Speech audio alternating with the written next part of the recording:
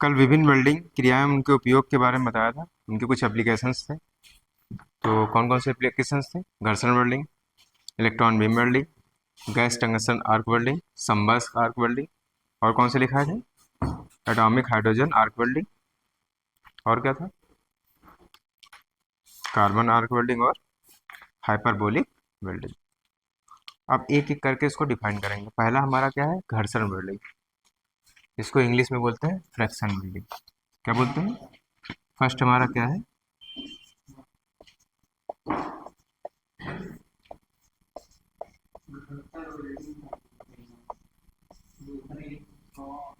चुप रहो।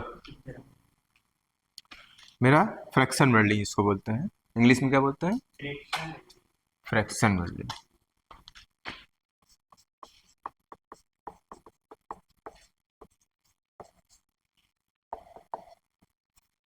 कौन सी? Fraction welding. तो इसमें फ्रैक्शन होता क्या है? घर्षण क्या होता है?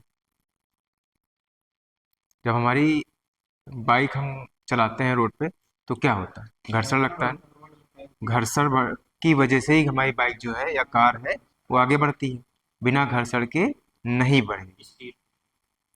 जैसे आप कांच पे बढ़ाओ, कांच पे अगर बाइक चलाओ तो क्या होता है? चलेगी, लेकिन वो उतना घर्षण उसको नहीं मिलेगा। इसकी वजह से मतलब अगर आपने ब्रेक लगाया, अगर गाड़ी बहुत स्पीड में जा रही है, ब्रेक लगाया, अगर घर्षण सड़क का और पहियों में घर्षण नहीं होगा तो रुकेगी? स्लिपती हुई चली, स्लिप होते हुए चली जाएगी। इसीलिए घर्षण की वजह से वो रुक जाती है। वही इसमें भी घर्षण क्या होता है? हम जब एक जॉब लेते हैं, इसमें जो हमारा घर्षण लगता है, एक फिक्स होता है, एक मूवेबल होता है। मतलब एक हमारा मूव करता रहता है, एक हमारा मूव नहीं करता है। इसमें मैक्सिमम एक तो बट वेल्डिंग करते हैं। कौन सी वेल्डिंग करते हैं? बट वेल्डिंग करते हैं घर्षण में।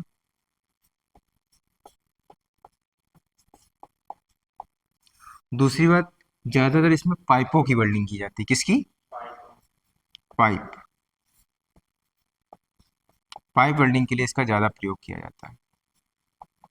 उसमें ये क्या होता है, इसको एक पाइप लगा दिया जाता है ना, वो फिक्स होता है, मूव नहीं करता है। एक जो पाइप लगा देंगे, मतलब दोनों साइड, जैसे हमने पाइप यहाँ पे लगा दिया, इनकेस हमारी ये कोई मशीन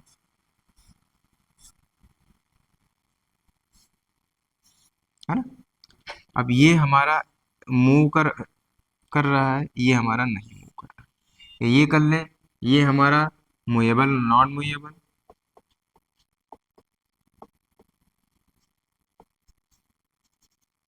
ये हमारा मूवेबल।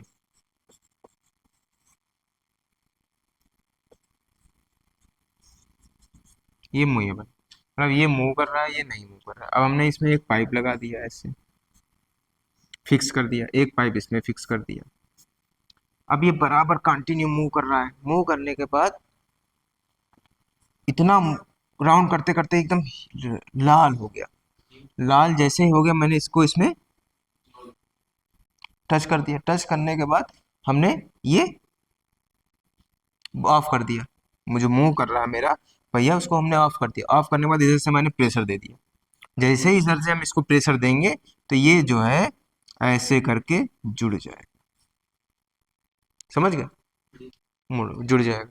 तो इसके बारे में क्या है, इस वेल्डिंग विधि में वेल्डिंग के लिए आवश्यक ताप घर्षण द्वारा प्राप्त किया जाता है। घर्षण के द्वारा, भाई घुमा घुमा के। इस वेल्डिंग प्रक्रिया में जोड़े जाने वाले पार्टों को एक विशेष प्रकार के डिवाइस में पकड़ा जाता है। इसका एक भाग स्थिर तथा दूसरा भाग गतिमान होता है। गतिमान सिरे पर बंधी जॉब जब स्थिर भाग से बांधी गई जॉब से टकराई जाती है, हमने कहा स्थिर वाली जॉब से हमने टकरा दिया, टकराती तो लगातार घर्षण के कारण दोनों पार्ट प्लास्टिक अवस्था में आ जाते हैं। भाई लगातार घर्षण हो रहा था, प्लास्टिक अवस्था में आ गया, मतलब मेल्ट होने की अवस्था में आ गए, पिघलने की अवस्था में आ गए। दोनों पार्टों के प्लास्टिक अवस्था में आने के पश्चात गतिमान भाग को रोककर प्रेशर द्वारा वेल्डिंग पूरी की जाती है। हमने कहा गतिमान वाले को भाग को रोक के फिर हमने प्रेशर दे दिया, हमारी जॉब वेल्ड हो गई। अधिकतर गोलाकार वस्तुओं को ही जोड़ा, हमने कहा था पाइपों को गोलाकार वस्तुएं कह सकते हैं। को जोड़ा जाता है। दो भिन्न भिन्न प्रकार की धातुओं को भी इस विधि द्वारा आसानी से जोड़ा सकता है।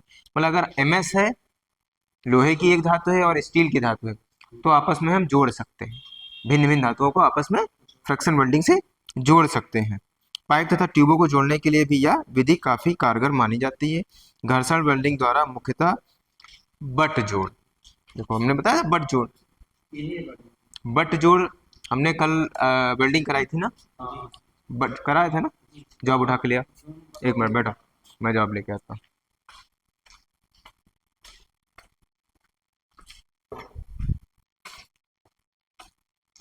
ये कराई थी हमने, ये बट जॉइंट है। दो हमने मेटल ले लिया, धातु ले लिया, प्लेट ले लिया, फ्लैट ले लिया, पाइप ले लिया, उन दोनों को सरफेस बराबर करके ऐसे हमने रख दिया। रखने के बाद ऐसे हमने रख दिया और जोड़ दिया, ये हमारा बट हो गया। इन केस अगर हम इसको ऐसे रख देते हैं तब वेल्डिंग करते क्या हो जाता है, लैप जॉइंट, लैप जॉइंट हो जाता है।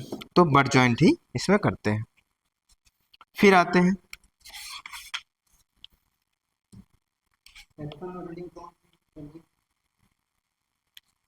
घर्षण वेल्डिंग को ही फ्रिक्शन वेल्डिंग बोलते हैं।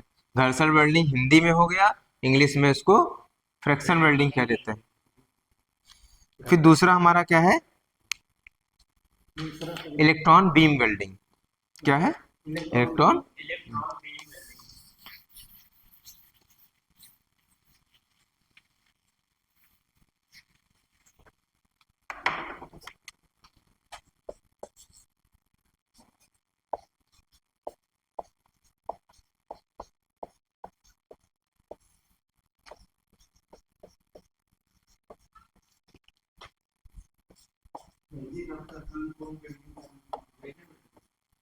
सबसे आसान होती है आर्क वेल्डिंग, सबसे आसान आर्क वेल्डिंग होती है। इलेक्ट्रॉन बीम वेल्डिंग, इसमें क्या होता है, electron beam welding fusion welding है। इसको कौन सी वेल्डिंग बोलते हैं, फ्यूजन वेल्डिंग भी बोलते हैं। FUSIONWELDING,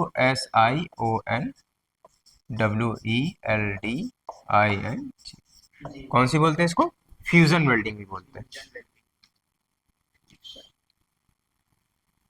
कोई उन्नत विधि है, मतलब फ्यूजन वेल्डिंग की जो है एक उन्नत विधि। इस वेल्डिंग प्रक्रिया में वेल्ड के लिए आवश्यक ताप इलेक्ट्रॉन की अधिक ऊर्जा वाली किरणों या बीम को वेल्ड स्थान पर केंद्रित करके पैदा किया जाता है। जब इलेक्ट्रॉन मेटल से टकराते हैं तो उनका वेग कम हो जाता है तथा गतिज ऊर्जा काइनेटिक एनर्जी ताप शक्ति हीट एनर्जी में परिवर्तित हो जाती है। यह ताप मेटल को जल्दी ही पिघला देता है। इलेक्ट्रॉन बीम वेल्डिंग में टंगस्टन फिलामेंट 2000 डिग्री सेल्सियस के तापक्रम पर गर्म होती है। इसका तापक्रम पर फिलामेंट जल जाता है, इसलिए यह पूरी प्रक्रिया वैक्यूम नली में पूरी की जाती है। इस तरह इलेक्ट्रॉन वायु के अणुओं से नहीं टकराते तथा इनका बिखरना तत्काल रुक जाता है। इस वेल्डिंग विधि द्वारा टाइटेनियम, टंगस्टन, जिरकोनियम, कोलंबियम तथा मोलिब्डेनम इत्यादि धातुओं की सफलतापूर्वक जोड़ा जाता है। इस प्रक्रिया द्वारा 50 मोटाई तक की धातुओं को सुगमता से, मतलब आसानी से जोड़ा जा सकता है। कभी कभी पूछ लेगा, जैसे इलेक्ट्रॉन बीम वेल्डिंग से हम किन किन धातुओं की वेल्डिंग कर सकते हैं, तो ये याद रखना, नोट कर लो, टाइटेनियम,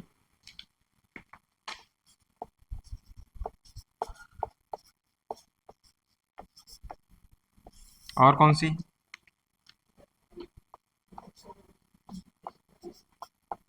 कौन कौन सी हैं,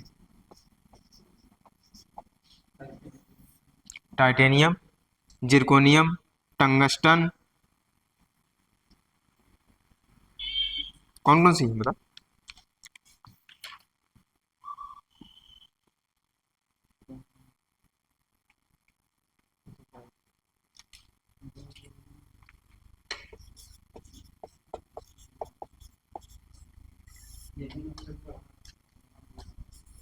कोलंबियम,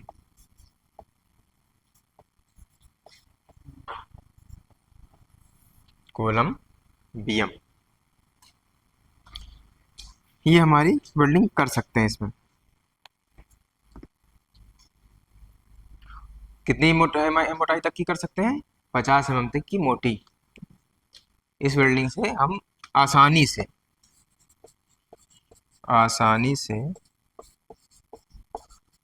50 mm तक की मोटी धातुओं को जोड़ सकते हैं।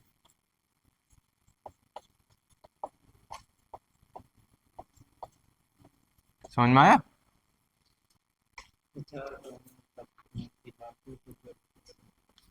सिंपल सी बात, इसमें जो एक फिलामेंट होता है वैक्यूम, मतलब एक पाइप जैसा है वैक्यूम, ये होता है ना कि हम अगर किसी को करंट दे रहे हैं या किसी को हम ताप दे रहे हैं, जैसे सूर्य है, हम सूर्य के ताप को एकत्रित कर लें, लेंस ले लें एक, है ना। लेंस अगर हम ले लेते हैं और सूर्य पे फोकस करते हैं, सूरज पे फोकस करते हैं, तो उसकी जो बिखरी हुई किरणें हैं, बिखरी हुई किरणें थी, वो क्या हुई, एक पास इकट्ठा हो गई, और ऐसे हमने पुश कर दिया, नीचे कागज रख दिया, जल जाता है ना। सेम यही प्रोसेस है, हमने उसको इतना टेम्परेचर दिया, उसके बाद एक वैक्यूम से मैंने गुजार दिया, जैसे ही गुजारा तो हमारी वो किसे मेल्ट हो गई, मेल्ट होने के बाद आसानी से जुड़ गई, उसको बिखरने नहीं दिया। समझ में आया? यही हमारी इसका फिगर है, फिगर बना के हम समझा देंगे कैसे क्या है। फिर हमारी गैस टंगस्टन आर्क वेल्डिंग, इसके बारे में मैंने पहले भी पढ़ाया है, पढ़ाया कि नहीं पढ़ाया? जिसको बोलते हैं जीटीए वेल्डिंग। क्या बोलते हैं? GTA welding. ये गैस वेल्डिंग आर्क वेल्डिंग दोनों इसमें बोल देते हैं। गैस वेल्डिंग ये नहीं होती है।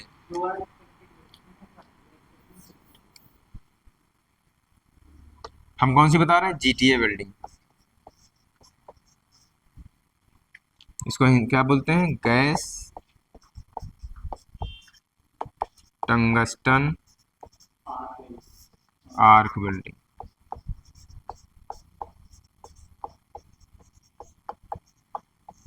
कौन सी? Gas tungsten arc welding.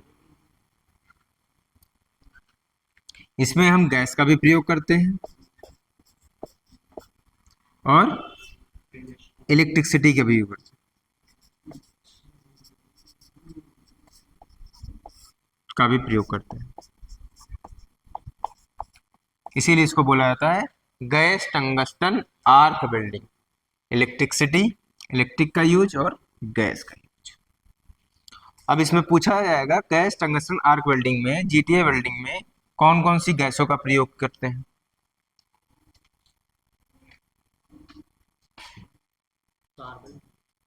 इसमें हम अक्रिय गैसों का प्रयोग करते हैं, जैसे नियॉन,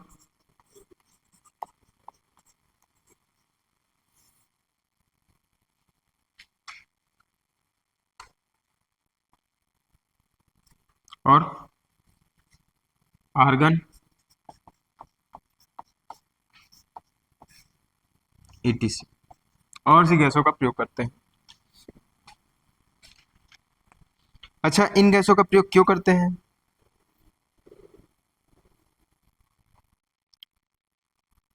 इन गैसों का प्रयोग क्यों करते हैं, ये मालूम है?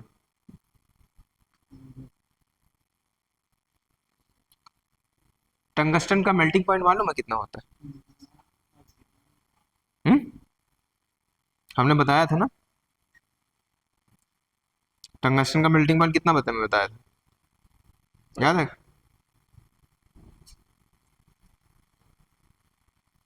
टंगस्टन का मेल्टिंग पॉइंट हमने कितना बताया था? मेल्टिंग पॉइंट नहीं मालूम? गलनांक। जैसे हमने कहा था कि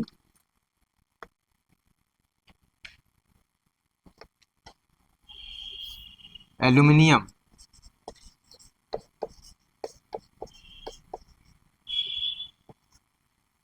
इसका मेल्टिंग पॉइंट कितना है? 659 डिग्री सेल्सियस। उसी तरीके से टंगस्टन का भी मेल्टिंग पॉइंट होता है। मेल्टिंग पॉइंट बोलो या इसका गलनांक।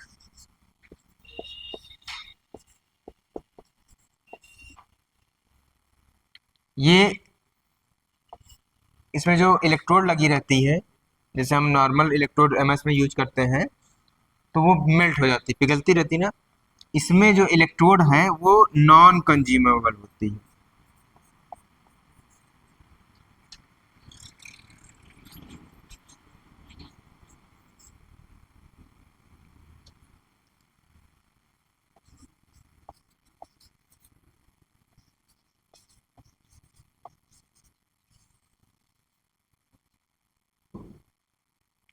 कौन सी नॉन कंज्यूमेबल?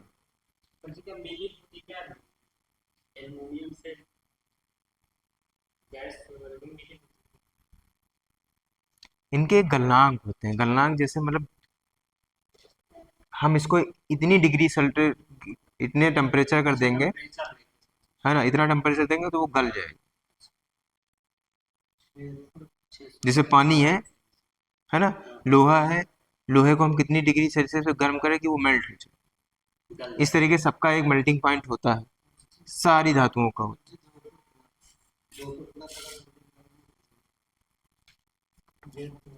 गैस इलेक्ट्रिक का प्रयोग करते हैं नॉन कंज्यूमेबल, मतलब ये होता है कि नॉन कंज्यूमेबल का मतलब ये होता है ये इलेक्ट्रोड कंज्यूम नहीं होती, मतलब मेल्ट नहीं होती, गलती नहीं। और इसका काम होता है आर्क उत्पन्न करना।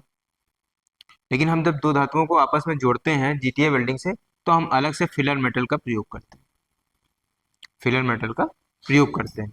फिलर मेटल जैसे हमारा हम जब आर्क वेल्डिंग करते हैं उसमें इलेक्ट्रोड यूज करते हैं, उसमें फ्लक्स चढ़ा रहता है, चढ़ा रहता है। उसी तरीके से उसमें फ्लक्स नहीं चढ़ा रहता है, एक वो खाली ऐसे ही बनी, जिसको बोल सकते हैं उस पर नंगी होती, हाँ, कुछ नहीं होता, कुछ नहीं चढ़ा होता, सादी सादी एकदम होती है। जैसे तीली देखी ना साइकिल में लग के आती है, उसी तरीके से होती है। एल्युमिनियम। अलग अलग धातुओं के लिए हम अलग अलग फिलर मेटल का प्रयोग करते हैं। जैसे हमें एसएस करना है तो एसएस का फिलर मेटल यूज करेंगे, अगर एल्युमिनियम करना है तो एल्युमिनियम का फिलर मेटल यूज करेंगे, एमएस करना है तो एमएस का फिलर मेटल हम यूज करेंगे, जो चीज जिसमें यूज करना है हाँ उसी का ही फिलर मेटल हम यूज करेंगे। हाँ, इसको फिलर वायर बोलते हैं। कौन सा? Filler wire. तो ये प्रयोग करेंगे। लेकिन हाँ, टंगस्टन का मेल्टिंग पॉइंट देख के आना, पढ़ के आना, मुझे कल पता है, बताना कितना होता है।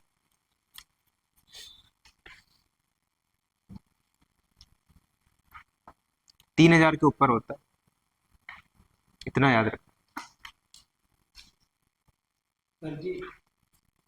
हाँ बोलो। तो इसमें हाँ, इसमें गैसों का प्रयोग क्यों करते हैं, नियान और आर्गन गैस? आर्गन गैस का प्रयोग इसलिए इसमें करते हैं, जो बाह्य वातावरण की हमारे गैसें हैं वो इसमें एंटर ना कर सके, और हमारी जो भी हम एक वेल्डिंग करेंगे उसको बिना डिके, मतलब किसी भी दोष के हमारी वेल्डिंग करेगा, उसमें कोई दोष नहीं उत्पन्न हो सकता। दोषों को बचाने के लिए हम इसमें गैस का प्रयोग करते हैं। इसमें लिखा भी होगा, पढ़ते हैं अभी। इस वेल्डिंग विधि में जीटीए के नाम से भी जाना जाता है। इस विधि में टंगस्टन धातु के इलेक्ट्रोड का प्रयोग करते हैं। यह इलेक्ट्रोड नॉन कंज्यूमेबल होता है ना, यह केवल आर्क उत्पन्न करने का कार्य करता है।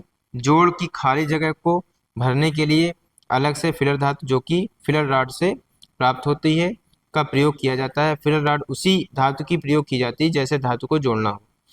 इस विधि में वेल्ड पूल को सील्डिंग प्रदान करने के लिए इनर्ट गैस का, हम कह रहे थे इनर्ट गैस बोलते हैं, या इनर्ट गैस का प्रयोग किया जाता है। एक वेल्डिंग पूल मतलब जो बाह्य वातावरण की गैसें हैं वो हमारे जॉब में जो भी हम वेल्डिंग कर रहे हैं उसमें इन्वॉल्व ना, इंटर ना कर सके, इसीलिए हम इनर्ट गैस, इसको क्या बोलते हैं, इनर्ट गैस भी बोलते हैं, इनर्ट गैस भी इनको बोलते हैं, इनर्ट गैस का प्रयोग करते हैं, का प्रयोग करते हैं। सील्डिंग गैस के रूप में मुख्यतः आर्गन, हीलियम, नाइट्रोजन जैसी गैसों का प्रयोग करते हैं। आर्क टंगस्टन इलेक्ट्रोड एवं आधार धातु के बीच स्थापित की जाती है। इस पूरी प्रक्रिया में किसी ठोस फ्लक्स का प्रयोग नहीं किया जाता है, जिससे इस वेल्डिंग में स्लैग की समस्या उत्पन्न नहीं होती है। आर्गन के उपयोग से वेल्ड भी साफ सुथरी बनती है। बस इसमें इतना ही है।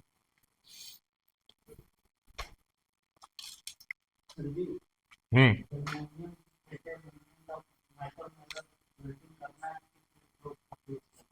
हम्म।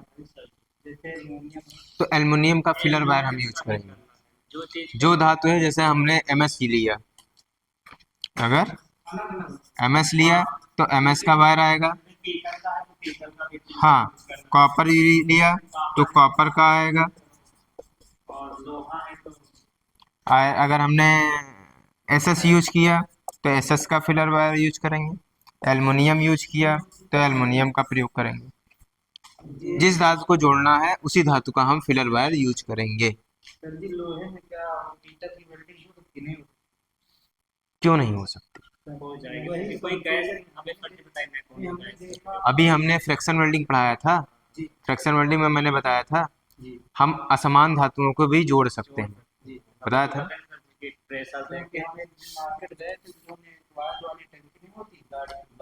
इसमें वो वेल्डिंग किए थे तो उसने पीतल का वेल्डिंग किया। हमको लगता है गैस वेल्डिंग कराया था सर। अब आती है कौन सी वेल्डिंग? संबर्स आर्क वेल्डिंग, जिसको बोलते हैं सा।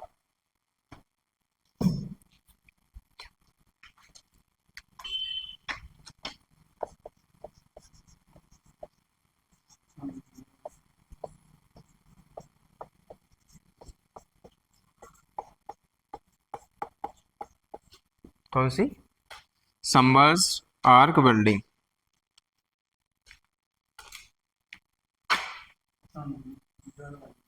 संबर्स्ड, SUB।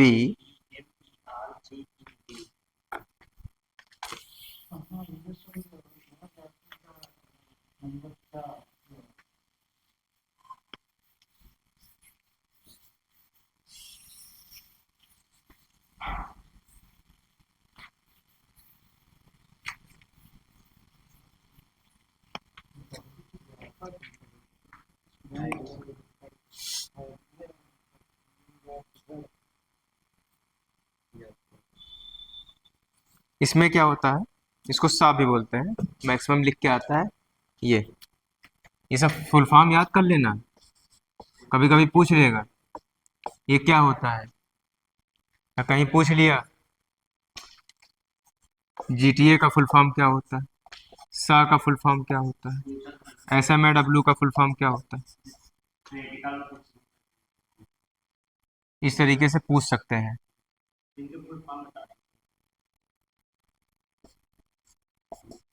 MIG का पूछ सकते हैं, TIG का पूछ सकते हैं, तो इस तरीके से GMAW पूछ सकते हैं। हम ये सब लिखा देंगे, ठीक है। संबर्स आर्क वेल्डिंग की ही एक विकसित विधि है। संबर्स का शाब्दिक अर्थ है डूबा होना। इस विधि में आर्क पूर्णतः फ्लक्स में डूबी रहती है।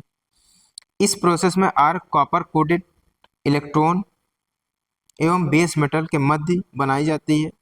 आर्क के ताप के प्रभाव के कारण इलेक्ट्रोड तथा आधार धातु पिघलना शुरू कर देती है। इस विधि में प्रयोग होने वाली दानेदार फ्लक्स भी पिघलकर आवरण बना देती है, जिसके का बाहरी वायु का वेल्डिंग पर कोई प्रभाव नहीं पड़ता है। इस विधि में आर्क हाई फ्रीक्वेंसी करंट का प्रयोग करते हैं। इस प्रोसेस में दानेदार फ्लक्स एक विशेष प्रकार के हॉपर में जॉब की सतह पर गिराया जाता है। इस विधि द्वारा low alloy steel, low carbon steel, medium carbon steel, stainless steel, rod iron इत्यादि धातुओं को जोड़ा जाता है। देखो, संबर्स आर्क वेल्डिंग में क्या होता है हम अभी बताते हैं।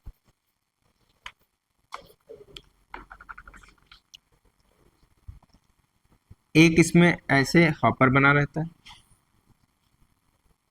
जैसे रेलवे ट्रैक देखा है, ऐसे ये पटरी रहती है ना। इसमें से मेटल धीरे धीरे गिरता गिरता है। हमने धातु अगर यहाँ पे रख दी, इसमें मोटी धातुओं को वेल्डिंग की जाती है, यहाँ पे रख दी, और एक धातु और हमने रख दी ऐसे, ऐसे नहीं रखते हैं, खड़ी खड़ी कर देते हैं। हमने एक ऐसे रख दी, लेकिन होता है खड़ी खड़ी नहीं रहती, रहती हैं ऐसे ही, ऐसे ही रहती हैं। हॉपर से इसमें बुरा दानेदार होता है, छोटा छोटा छोटा, ग्रेनुलर बोलते हैं उसको। तो इसमें से जैसे ही हम इलेक्ट्रिसिटी ऑन करते हैं, टेम्परेचर मिलेगा, तो इससे धीरे धीरे बुरादा इस पे गिरेगा और धातु जुड़ती आपस में चली जाएगी। हाँ, आपस में जोड़ देगा। इसके लिए मोटी धातुओं को ही जोड़ा जाता है, हल्की धातुएं नहीं जोड़ी जाती। तो ये ऐसे ऐसे ऐसे जुड़ता चलेगा। मैं दिखाऊंगा और फिगर भी अच्छे से एक्सप्लेन करके बताऊंगा। अभी एक एक चैप्टर ही होगा, संबंध आर्क वेल्डिंग का पूरा फुल चैप्टर, तब चीजें एक्सप्लेन करूंगा और अच्छे से। अभी तो खाली आप इंट्रोडक्शन में पढ़ रहे हैं, क्या क्या है पढ़ना है मुझे। फिर कौन सी बची है अब? Atomic hydrogen arc welding. इसके बारे में थोड़ा सा हमने बता ही दिया है।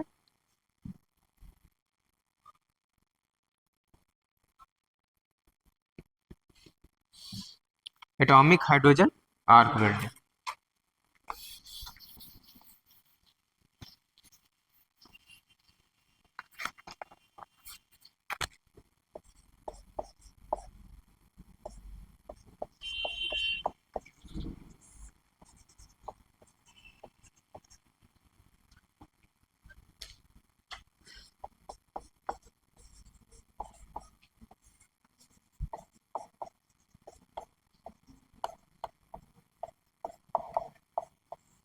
एटॉमिक हाइड्रोजन आर्क वेल्डिंग, इसके बारे में थोड़ा सा जान लेते हैं। एटॉमिक हाइड्रोजन वेल्डिंग में आर्क टंगस्टन निर्मित दो इलेक्ट्रोडों के बीच बनाई जाती है।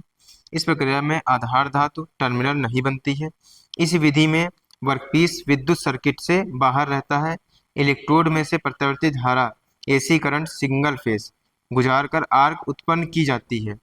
इस प्रोसेस में हाइड्रोजन गैस सिलेंडर से लेकर आर्क के पीछे से गुजारी जाती है। इस प्रकार आर्क ताप से हाइड्रोजन गैस परमाणु हाइड्रोजन गैस में तब्दील हो जाती है।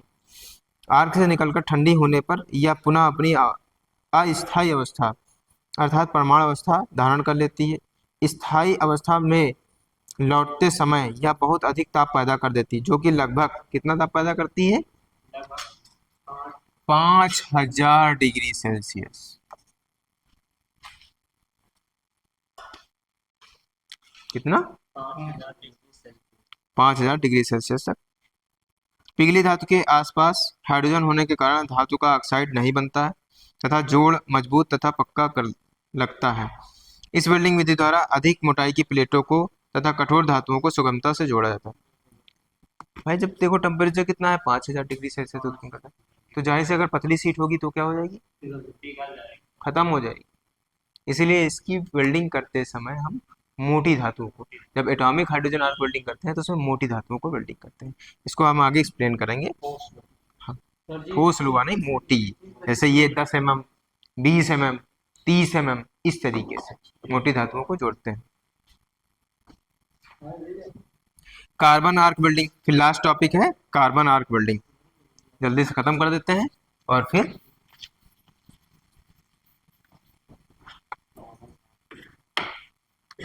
एक एक टॉपिक आगे बढ़ेंगे।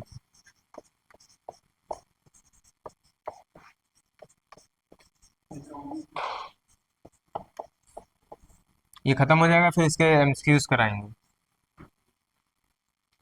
अब कार्बन आर्क वेल्डिंग क्या होती है, इसके बारे में जान लेते हैं। इस विधि में आर्क कार्बन निर्मित इलेक्ट्रोड और मुख्य रूप से धातु के मध्य बनाई जाती है। इस प्रोसेस में आर्क बनाने के लिए कार्बन निर्मित दो इलेक्ट्रोड प्रयोग किए जाते हैं। कितने इलेक्ट्रोड होते हैं? दो कार्बन निर्मित होते हैं। आधार धातु की रिक्त जगह को भरने के लिए अलग से फिलर रॉड का प्रयोग इस्तेमाल किया जाता है। इस वेल्डिंग विधि द्वारा कॉपर, ढलवा लोहा, एल्युमिनियम इत्यादि धातुएं वेल्ड की जाती हैं। तो ये समझ में आया? फिर CO2 वेल्डिंग पूरा एक्सप्लेन कर देंगे। अभी ये छोटा छोटा खाली हमें ये पढ़ना है, इसमें इंट्रोडक्शन चल रहा है। उसके बाद फिर धीरे धीरे जब पढ़ोगे पूरा पूरा एक एक चैप्टर में आएगा, तब चीज़ों को अच्छे से समझोगे, विद फिगर समझाएंगे। अभी खाली थोड़ा थोड़ा समझ लेना है। फिर आते हैं CO2 वेल्डिंग, जिसको बोलते हैं carbon dioxide welding. CO2 welding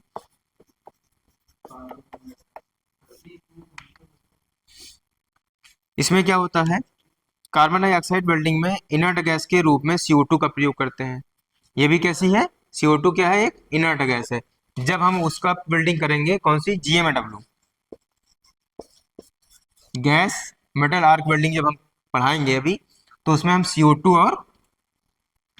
CO2 का प्रयोग करेंगे और हम आर्गन का प्रयोग करेंगे। दो गैसों का प्रयोग करते हैं। तो जब CO2 करेंगे तो उसका नाम बदल जाएगा, आर्गन करेंगे उसका नाम बदल जाएगा। फिर इसी में इसको ये बोल दें मिग मैग, मिग मैग भी बोलते हैं, metal inert gas, metal active gas. धीरे धीरे सब चीजें एक्सप्लेन करेंगे, अभी खाली आपको छोटी छोटी चीजें पढ़ना है। कार्बन डाइऑक्साइड वेल्डिंग में इनर्ट गैस के रूप में CO2 गैस का प्रयोग किया जाता है। CO2 गैस आंशिक रूप से सक्रिय गैस होती है, इसलिए इस वेल्डिंग प्रक्रम को मेटल एक्टिव गैस वेल्डिंग कहते हैं। कौन सी गैस कहते हैं, अगर हम CO2 का प्रयोग कर रहे हैं, ये देखो बता दिया इसने, ये हो जाएगी। अगर हम आर्गन का प्रयोग करेंगे तो मिग हो जाएगा, मेटल इनर्ट गैस। और जब हम CO2 का प्रयोग करेंगे, मेटल एक्टिव गैस हो जाएगा। इसमें दिया है क्या हो जाएगा, मैग हो जाएगा, मेटल एक्टिव गैस के नाम से भी जाना जाता है। CO2 वेल्डिंग में DC सप्लाई पर आधारित वेल्डिंग मशीन का प्रयोग करते हैं। इसमें करंट कैसी होगी, जब CO2 करेंगे तो कौन सी, DC करंट का प्रयोग करेंगे, डायरेक्ट करंट जिसको बोलते हैं, आधारित वेल्डिंग मशीन का प्रयोग किया जाता है। इस प्रोसेस में एयर कूल्ड तथा वाटर कूल्ड वेल्डिंग गन का इस्तेमाल किया जाता है। इसमें जो गन प्रयोग करते हैं वह तो या एयर कूल्ड होगी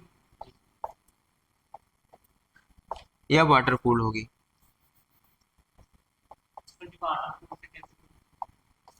सब अभी फिगर बनाएंगे, समझा देंगे धीरे धीरे करके, एकदम से ना समझ। अभी पूरा पूरा चैप्टर मिलेगा GMAW का, GTAW का, पूरा पूरा एक एक चैप्टर, तो वहां पे अच्छे समझना कैसी मशीन होते, कितने mm के इलेक्ट्रोड, जैसे GMAW में 0.8 से लेकर 2.2 तक के इलेक्ट्रोड होते हैं, डाया उनका होता है। इस तरीके से बहुत सारी चीजें बताएंगे, अभी तो खाली बेसिक चीजें मैं बता रहा हूँ बस।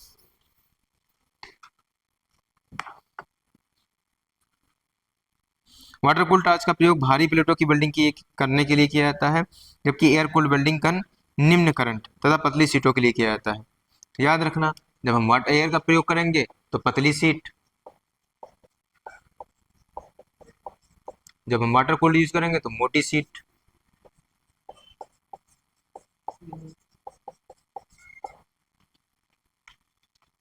ये सब याद रखने की बातें हैं। समुद्री उद्योग तथा जलयान निर्माण इत्यादि में इसका प्रयोग किया जाता है। इस वेल्डिंग प्रक्रम द्वारा सिलिकॉन स्टील, निम्न अलाय स्टील, स्टेनलेस स्टील, एल्युमिनियम, तांबा तथा निकल इत्यादि धातुएं सुगमता से जोड़ी जाती है। कौन कौन सी धातुएं, स्टील जोड़ सकते हैं, निम्न अलाय, स्टेनलेस स्टील, एल्युमिनियम, तांबा, यही सब होते हैं ये धातुएं। कौन सी होती है, MS हो गई, SS हो गई, एल्युमिनियम हो गई, और कौन सी, और कौन सी धातु, मेन जी यही सब, इन्हीं सब चार पांच है धातुएं जिनकी वेल्डिंग ज्यादा की जाती है। बाकी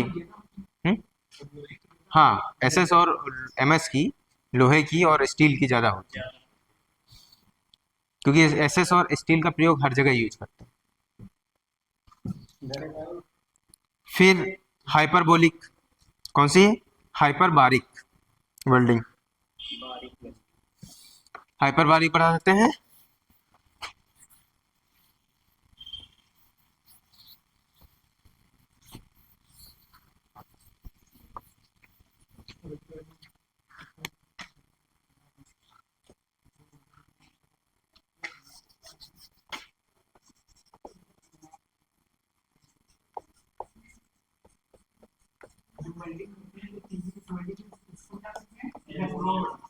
फिलर वायर,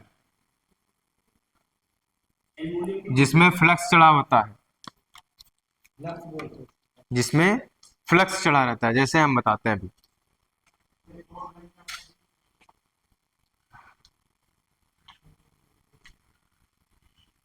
इलेक्ट्रोड निकालो एक उसमें से, अलमारी से एक इलेक्ट्रोड निकालो। हाइपर वेल्डिंग, हाइपरबारिक वेल्डिंग,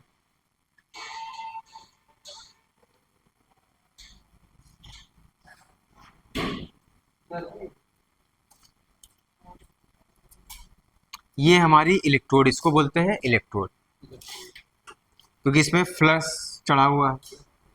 हम इसका फ्लक्स हटा दें, है ना, और खाली वायर रखते हैं, इसको बोलते हैं फिरर वायर। हाँ, फिरर वायर में ये होता है कि हम जिसकी वेल्डिंग करेंगे, जैसे हमने एसएस पे वेल्डिंग की तो ये भी एसएस का आता है, एमएस की कर रहे हैं तो ये एमएस का है।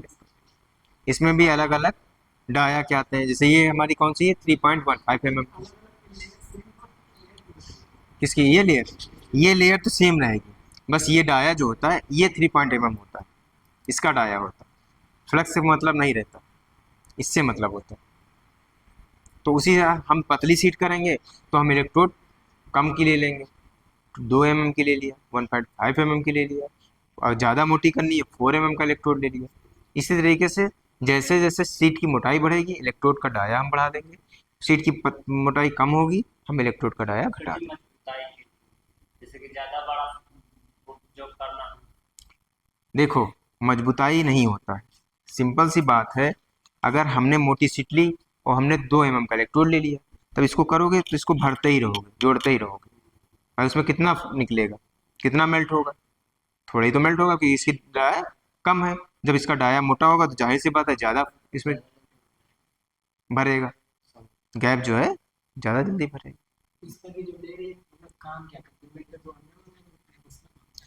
इसका काम, फ्लक्स का काम ये होता है, एक तो आर्क उत्पन्न करने में कंटिन्यू आर्क बनाता है। कभी भी देखो जैसे हम ये छूट जाता है, जब ये फ्लक्स जो है छूट जाता है तब देखते हो उसी में चिपक जाता है ना, आर्क उत्पन्न नहीं कंटिन्यू करता है। फ्लक्स ये होता है आर्क उत्पन्न करना में, आर्क जो उत्पन्न जो होती है उसमें सहायता करता है, फिर इसमें दोष जो उत्पन्न हो सकते हैं दोष को उत्पन्न होने से रोकता है, इसका काम यही होता है। और फिर हमारा वेल्ड जो है वो मजबूत, और क्योंकि ऊपर जब ये स्लैग बन ये होता है ना, तो इसकी जो गंदगी होती है एक स्लैग के रूप में एक परत बना देता है। ये हमारी पूरी धात बन गई, वेल्डिंग हो गई है। इस पे जब वेल्डिंग करते हैं नहीं, काला काला कार्बन जम जाता है, कार्बन को हटा देता है और हमारी धात एकदम मजबूत बना देता है, जोड़ देता है आपस में, जहाँ जैसे तोड़ो टूटेगा नहीं, काटोगे भी नहीं, कटेगी नहीं इतनी आसानी से। लोहा तो आसानी से कट जाएगा, लेकिन बीड जो अगर काटोगे बीड आसानी से नहीं कटेगी। इसको क्या बोलते हैं, बीड बोलते हैं, क्या बोलते हैं, बीड। तो अब पढ़ते हैं हाइपर बारिक के बारे में, पहले पढ़ लो। पानी के नीचे वेल्डिंग, अंडर वाटर वेल्डिंग, इसको क्या उनसे बोलते हैं, अंडर वाटर वेल्डिंग।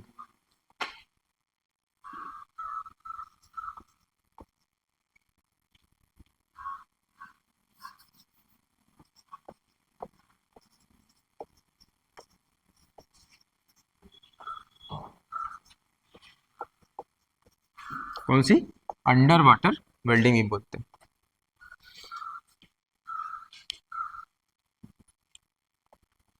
पानी के भीतर होने वाली विभिन्न निर्माण तथा गैस व तेल की पाइपलाइनों की वेल्डिंग इसी विधि से की जाती है।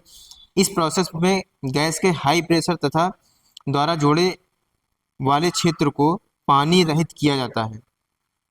जहाँ पे मुझे वेल्डिंग करनी है, गैस के प्रेशर से वहाँ के पानी को हटा दिया जाता है, वहाँ के पानी को हटा दिया जाता है। भाई गैस में के प्रेशर बहुत है, जब हम समझ लो एयर के प्रेशर से सीट को काट सकते हैं, जो आपको हमारे पास है ना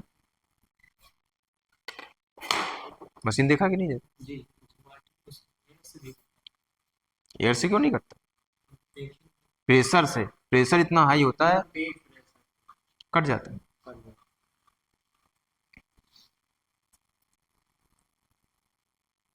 जिसको बोलते हैं प्लाज्मा कटिंग।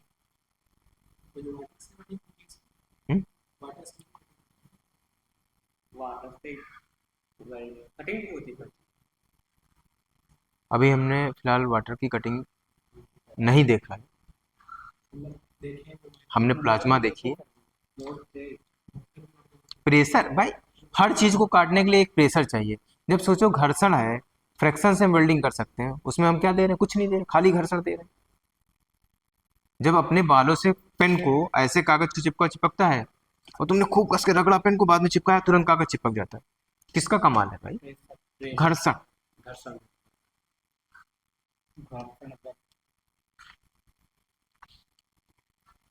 चलो, हाइपरबोलिक वेल्डिंग कहा जाता है पानी के भीतर होने वाले विभिन्न निर्माण तक गैस व तेल के लाइनों की वेल्डिंग इसी विधि से किया जाता है। इस प्रोसेस में गैस के हाई प्रेशर द्वारा जोड़ वाले क्षेत्र को पानी रहित किया जाता है। इलेक्ट्रोडों के ऊपर पानी के प्रभाव को कम करने के लिए अच्छी इंसुलेशन युक्त इलेक्ट्रोड का प्रयोग करते हैं। वह इलेक्ट्रोड है, इसमें इंसुलेशन युक्त कर देते हैं जिसमें से पानी का कोई प्रभाव ना हो, जैसे इसमें फ्लक्स का प्रयोग कर दिया गया है। इस प्रक्रम में दूरभाष का प्रयोग किया जाता है। करंट का नियंत्रण पानी से बाहर ही रखा जाता है। यह welding gas tungsten arc welding, gas tungsten arc welding, GTA welding जिसको बोलते हैं, गैस मेटल आर्क वेल्डिंग, कौन कौन सी है? जीटीए, जेएमडब्ल्यू,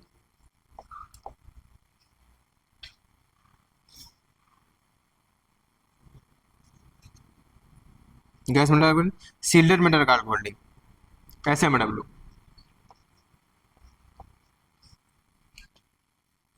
वेल्डिंग द्वारा की जाती है। हाइपरबारिक वेल्डिंग किसके द्वारा की जाती है? जीटीए वेल्डिंग है। ये पूछ लेगा क्वेश्चन में पेपर में कभी, हाइपरबारिक बारिक वेल्डिंग से कहाँ वेल्डिंग की जाती है, बस ये पूछेगा। इसके अलावा ये पूछ सकता है हाइपरबारिक वेल्डिंग में किन किन वेल्डिंग का प्रयोग करते हैं, तो कौन कौन सी कर सकते हैं? GTA welding, GMW, SMW, gas tungsten arc welding, gas metal arc welding और सील्डेड मेटल आर्क वेल्डिंग। हाँ, तो हाइपरबोलिक वेल्डिंग में इसको अंडर वाटर वेल्डिंग भी बोलते हैं। ठीक है, अभी सब कुछ बता देंगे, काहे परेशान। तो आज के लिए इतना रखते हैं, कल क्लासिफिकेशन ऑफ वेल्डिंग पढ़ाएंगे। क्लासिफिकेशन ऑफ वेल्डिंग, वेल्डिंग का वर्गीकरण, कल यही चलेगा। आज के लिए इतना ही।